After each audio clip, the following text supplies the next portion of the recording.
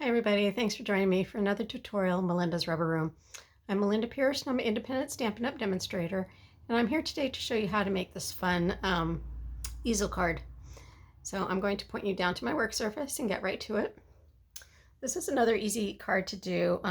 It's really fun to make Christmas cards in this style. It's a nice way to have it standing up on your mantle or the recipient's mantle. So I'm going to do a Christmas version of this easel card. You can see my little cheat notes over here. I'm starting with a piece of 9 1/4 by 5 1/2 of cardstock. This is evergreen, evening evergreen cardstock. It's beautiful green, especially for Christmas. And I have scored it at 2 1/2 and 5. And it starts as a mountain fold and a valley fold. So you can see that that's how it looks.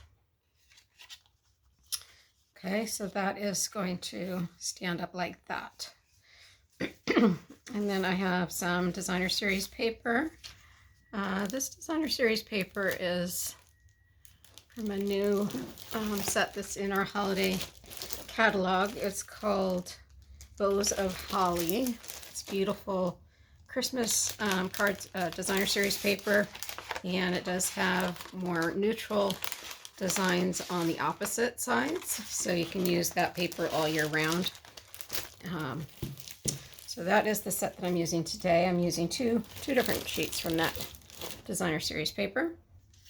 So I have two pieces that measure 2 1/4 by 5 1/2, and those two pieces are going to go on these two sections here. And you can see that I had cut that off from one piece of cardstock, so or one piece of designer series paper, so you have that even continuation of that design. So just going to go ahead and adhere those two pieces down.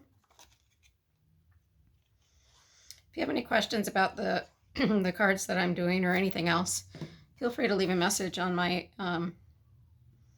YouTube video, or if you subscribe to my Facebook page at Melinda's Rubber Room, you can leave messages there as well.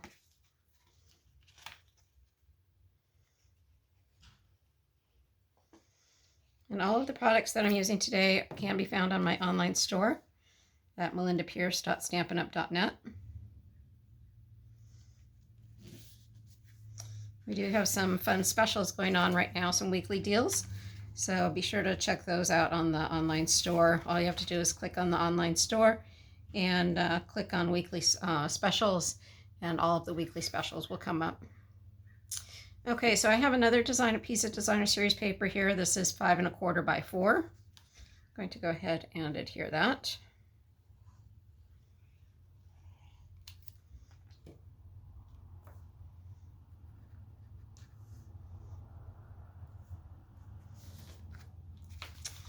And then I have another piece of cardstock. This measures 4 1/4 by 3.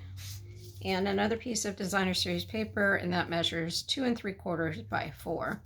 And I'm just going to mount those one on top of each other. You can see how quickly this card would go together for making Christmas cards.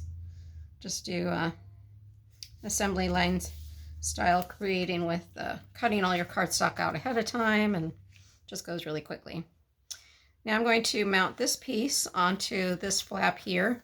I'm going to line it up right against that other, the edge of the designer series paper, and make sure that you're only putting the glue on this top portion. You don't want to glue it all the way down onto this piece here, just on this one here.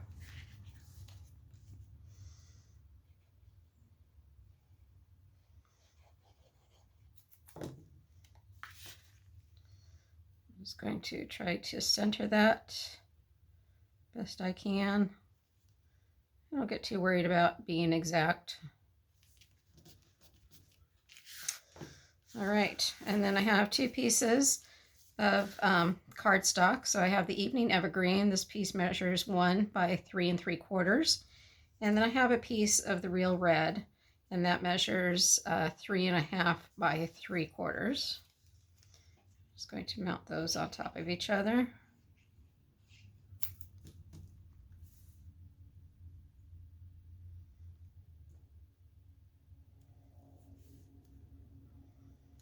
And I've already stamped and die cut my images, my greetings. So I'm going to have peace on earth at the top, and down here on the bottom I'm just going to have happy Christmas. And this stamp and the die for this one here is from the Joyful Flurry stamp set. So you can see the Happy Christmas, and it has all these wonderful dies to cut out the snowflakes, and then these dies here to cut out some fun shapes for the greetings. So I'll be using that set again in the near future, so you'll be able to see that in action. Okay, so this is going to go right down here on the bottom, and what I'd like to do is just kind of take my card and see where it's going to stand up the best. So I would say right about there. So it's maybe, I don't know, 1/8 of an inch from the bottom edge of that designer series paper. And I am going to raise it up on dimensionals.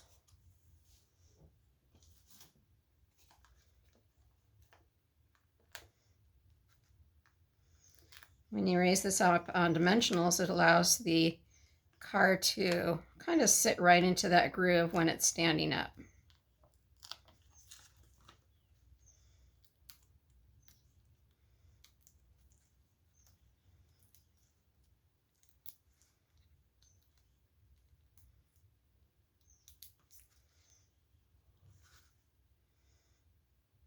All right, so again, I'm just eyeballing this to put it in the center,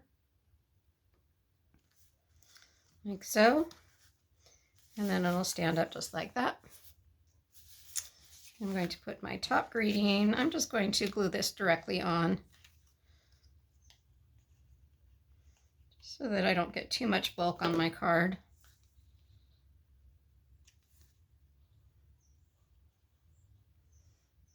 Just like so. And then I do have some embellishments here. These are the red and green adhesive backed pearls. These are in the holiday catalog, and you get lots of other, you get the gold and the silver in there as well. I don't know if you can see those, but it's really a light shade of green, and then the red, and then the silver and the gold. These are really a nice size embellishments. They're not too crazy big. Just a little bling to add to your card. So I think I'm just going to add, let's see, this is my take a pick tool. I'm just going to turn this around and pick up my little spatula to pick up these little embellishments. Got it on my finger instead of the take a pick. There we go. And I'm just going to put one there. One right there. It just adds a little extra special bling on there. Let's see. I'm going to add a couple up there as well.